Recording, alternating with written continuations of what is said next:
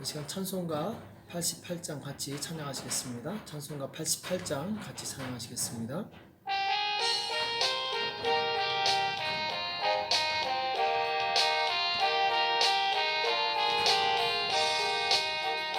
내 진정 사모하는 친구가 되시는 구주 예수님은 아름다워라.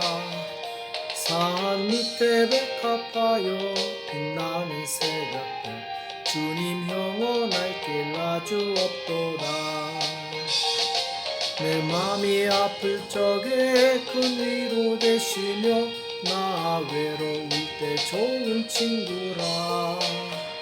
주는 저 산 밑에 백합 빛나는 새벽별 이 땅 위에 비길 것이 없도다. 내 몸의 모든 염려 이 세상 돌아감 나와 항상 같이 하여 주시고 시험을 당할 때에 악마의 계교를 즉시 물리치사 날 지키시네. 온 세상 날 버려도 주 예수 안 버려 끝까지 나를 돌아보시니 주는 저 산 밑에 백합 빛나는 새벽별 이 땅 위에 비길 것이 없도다. 내 마음을 다하여서 주님을 따르며 길이 나를 사랑하리니 물불이 두렵지 않고 장검이 겁없네 주는 높은 산성 내 방패시라. 내 영혼 먹이시는 그 은혜 누리고 나 친히 주를 뵙기 원하네. 주는 저 산 밑에 백합 빛나는 새벽별 이 땅 위에 비길 것이 없도다. 아멘. 이 시간 다 같이 기도하시겠습니다.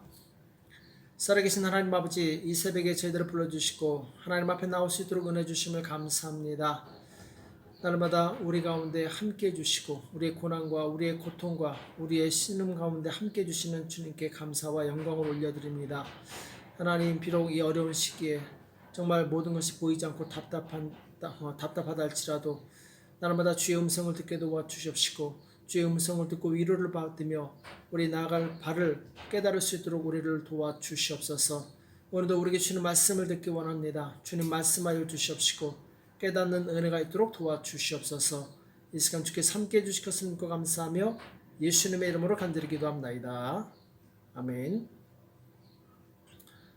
이 시간 욥기서 36장 10절에서 11절 말씀 보겠습니다. 욥기서 36장 10절에서 11절까지 말씀 같이 합독하도록 하겠습니다. 욥기 36장 10절에서 11절 같이 읽겠습니다. 시작. 그들의 귀를 열어 교훈을 듣게 하시며 명하여 죄악에서 돌아가게 하시나니 만일 그들이 청종하여 섬기면 형통이 나를 보내며 즐거이 해를 지낼 것이요. 아멘. 듣는 마음이란 제목으로 같이 말씀을 나누겠습니다. 우리가 흔히 상대방의 말을 잘 듣는 것을 이제 경청이라고 합니다. 경청. 이 경청은 단순히 상대방이 말하는 소리를 듣는 것만 의미하는 것이 아닙니다. 상대방이 전달하고자 하는 말의 내용은 물론이고 그 내면에 깔려 있는 어떤 동기나 이 정서에 귀를 기울여서 듣고 이해한 것을 다시 상대방에게 피드백을 해주는 것이 바로 경청이죠.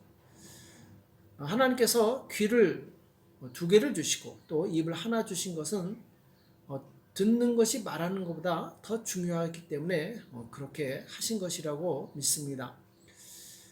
하나님께서는 이 하나님의 뜻을 그분의 말씀을 통해서 우리에게 전달해 주십니다. 그래서 우리가 하나님의 뜻을 알기 위해서는 그분이 하시는 말씀을 잘 듣고 그리고 무엇을 말씀하시고자 하는가 이것을 잘 이해를 해야 됩니다. 그리고 나서 이제 거기에 반응해야 되겠죠. 이것이 바로 하나님과 교통하는 것입니다.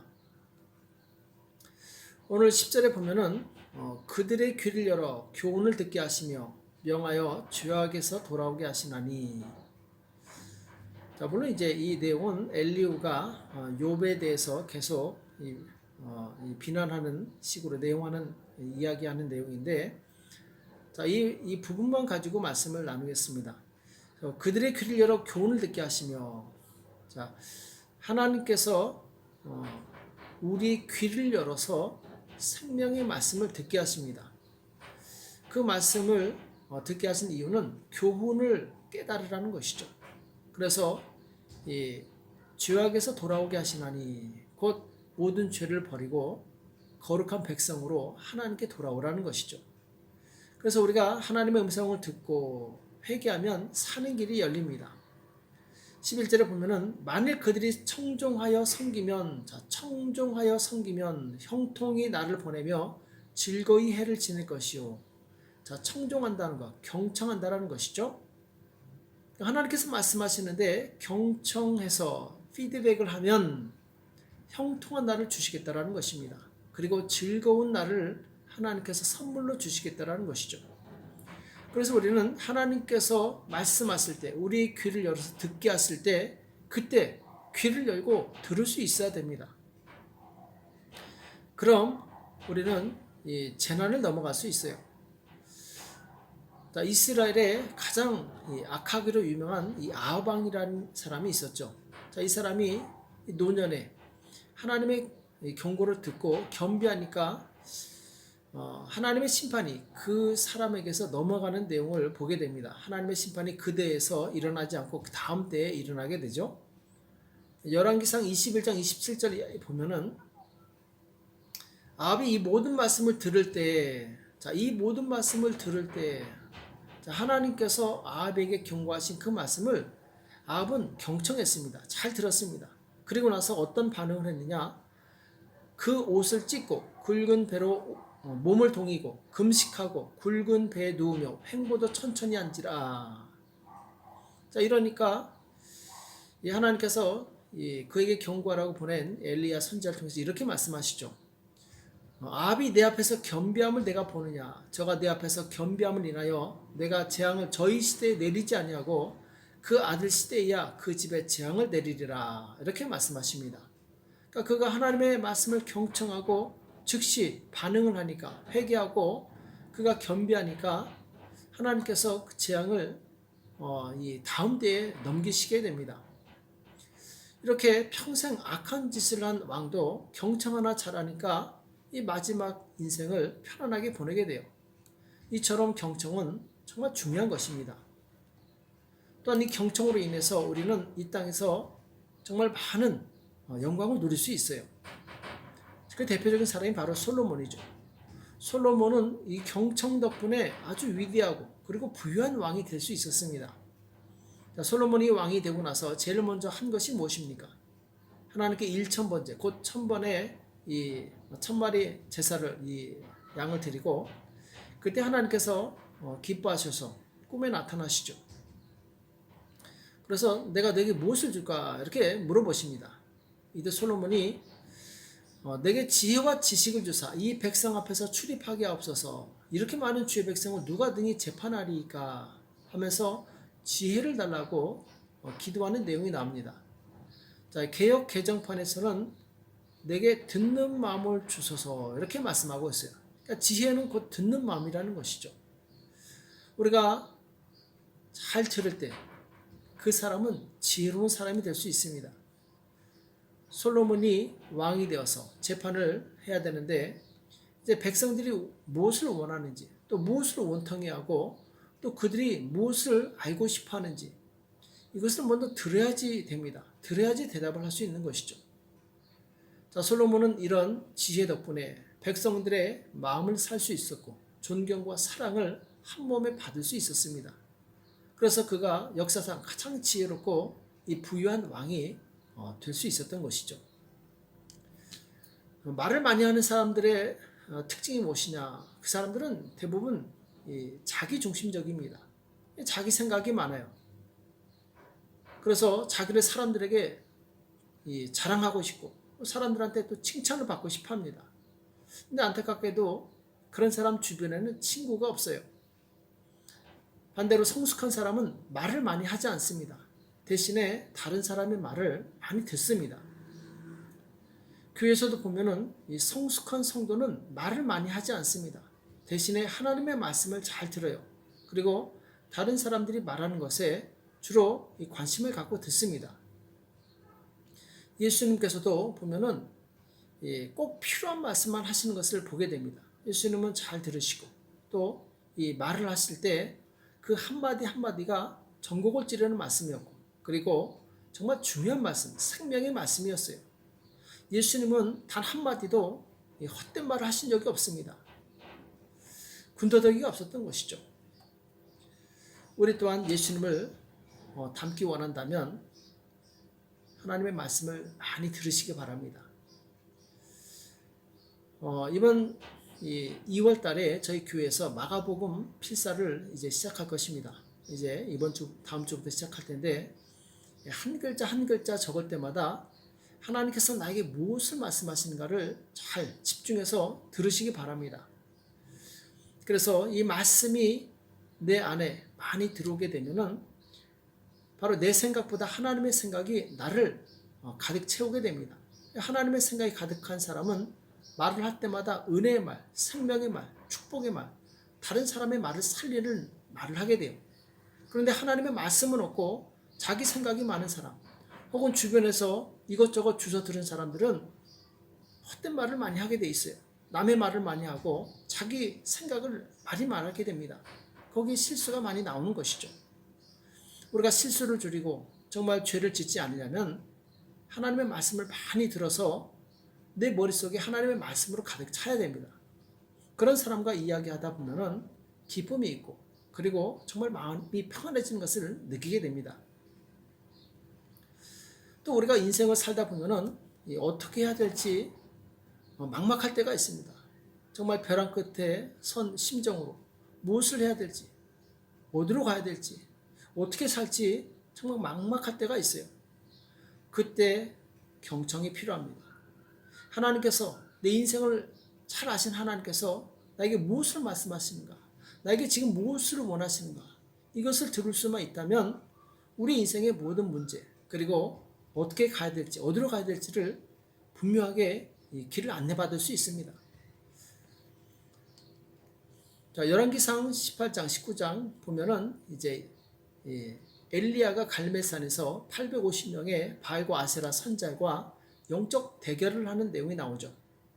그때 하늘에서 불이 내려서 제단을 태우는 신이 참신이다 이렇게 약속을 하고 각자 기도를 했는데, 자, 우상 숭배자들이 기도했을 때는 불이 내려오지 않았어요. 근데 엘리야가 기도하니까 하늘에서 불이 내려서 제단과 물까지 뿌렸는데 물까지 다 태워버립니다. 그리고 나서 이 850명의 제사장을 거기서 다 죽이게 돼요. 엄청난 승리였죠. 자, 그런데 그것도 얼마 가지 않아서 이제 아합왕의 이 아내 이세벨이 이 엘리야를 죽이겠다고 아주 엄포를 놓습니다. 자, 이 말을 듣고 엘리야는 겁이 나서 이 광야로 도망가게 되죠. 로덴 나무 아래서 자고 있는데 천사가 와서 깨웁니다. 그래서 이제 숯불로 구운 떡과 그리고 물 한 병을 줘서 먹고 기운을 차려서 이 40일 낮밤을 계속 걸어서 하나님의 산 호렙에 가게 되죠. 거기서 정말 막막하죠. 정말 몸은 지치고 먹을 것도 없고 뭘 해야 될지도 모르겠고 이제 이스라엘 땅에서는 어디 갈 데도 없고 정말 막막했을 때 그때 하나님의 음성을 듣습니다.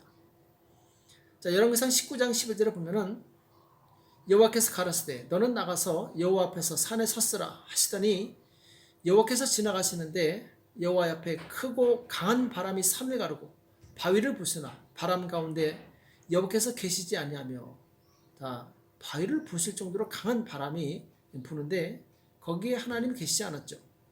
바람 후에 지진이 있으나 지진 가운데서도 여호와께서 계시지 아니하며, 또 지진 후에 불이 있으나 불 가운데도 여호와께서 계시지 아니하더니 불 후에 세미한 소리가 있는지라. 자, 불 후에 세미한 소리가 들립니다. 하나님의 음성이죠.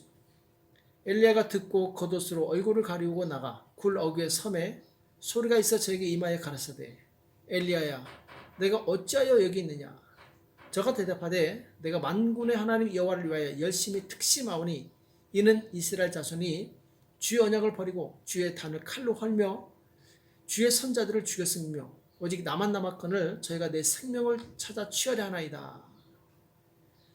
자, 지금 엘리야가 하나님께 호소하는 내용이죠. 자, 엘리야가 들은 음성은 바로 세미한 하나님의 음성이었어요. 강한 바람, 지진, 불이 지나갔지만 거기에 하나님의 음성이 있지 않고 세미한 음성 속에 하나님의 음성이 있었던 것이죠. 자, 그때 하나님께서 이렇게 말씀하십니다. 너는 내 길로 돌이켜 내 길을 돌이켜 광야로 말미암아 다메섹에 가서 이르거든 하사엘에게 기름을 부어 왕이 되게 하고 또 님시 아들 예후에게 기름을 부어 이스라엘 왕이 되게 하라. 그리고 이제 이 엘리야를 대신해서 엘리사를 세우라는 말씀을 하시게 되죠. 자, 그는 정말 어떻게 해야 될지 몰랐습니다. 어디로 가야 될지 몰랐어요. 근데 하나님께서 말씀하시는데 다메섹으로 가라는 거죠. 또 이스라엘로 가라는 것이죠. 그리고 엘리사를 너희 후계자를 세우라 이렇게 말씀하십니다.